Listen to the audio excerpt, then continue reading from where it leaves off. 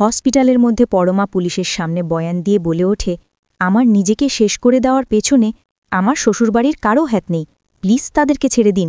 পুলিশও পরমার কথায় সকলকে ছেড়ে দিলে অগ্রজিৎ পরমার কাছে গিয়ে বলে ওঠে, পরমা, তুমি এমনটা কেন করলে? বারবার তুমি কেন আমাকে কষ্ট দিচ্ছ? কেন তুমি নিজেকে শেষ করে দেওয়ার আগে আমার কথা একবার ভাবলে না? আমার কি অপরাধ ছিল? আমি শুধু তোমায় ভালোবেসেছিলাম, আর আমার ভালোবাসার মূল্য তোমাকে এভাবে দিতে হলো? এই কথাগুলো শুনেই পরমা অবাক হয়ে যায়, আর মনে মনে বলতে থাকে, অভ্র আমাকে এতটা ভালোবাসে। এরপর দেখা যায় অভ্রজিৎ পরমার হাতটা ধরে রিকোয়েস্ট করে বলে ওঠে, পরমা, যাই হয়ে যাক না কেন তুমি আমাকে ছেড়ে যাওয়ার কথা বলবে না। আমি তোমার সঙ্গে সবটা নতুন করে শুরু করতে চাই। আমি তোমাকে খুব ভালোবাসি। এই কথাগুলো শুনে পরমা সঙ্গে সঙ্গে বলে ওঠে, অভ্র, তুমি আমাকে এতটা ভালোবাসো?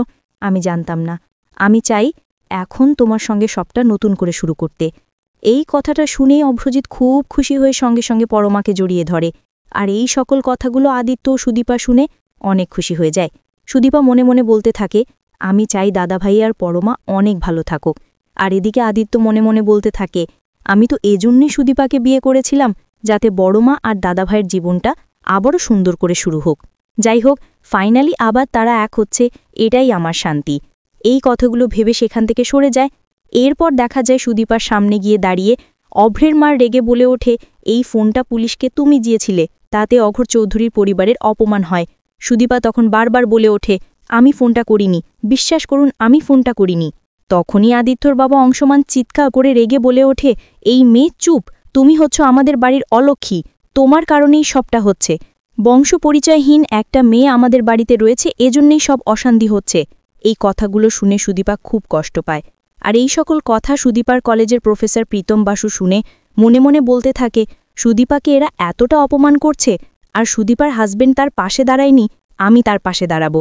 আমি সুদীপাকে এই নরযন্ত্রণা থেকে বের করে নিয়ে আসব। আমি আমার ভালোবাসাকে খুব যত্নে রাখব। এই কথাগুলো ভেবে সুদীপার দিকে একদৃষ্টিতে তাকিয়ে থাকে।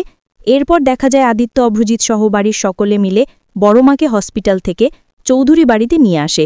আর বাড়িতে ফেরার পরে সুদীপাকে আবারও আদিত্যের বড়মা অপমান করতে লাগলে ঠিক সেই সময় রূপা এসে সুদীপার পাশে দাঁড়ায় আর বলে ওঠে, আমার মা কাউকে ফোন করেনি। আর সঞ্চারীকে দেখিয়ে বলে ওঠে, এই মেয়েটা ফোন করেছিল। তখনই সবাই বুঝতে পেরে যায় এই সকল কিছুর পেছনে সঞ্চারীর হাত ছিল। তখন বড়মা সঞ্চারের সামনে গিয়ে দাঁড়িয়ে তার গালে চড় বসিয়ে দেয়।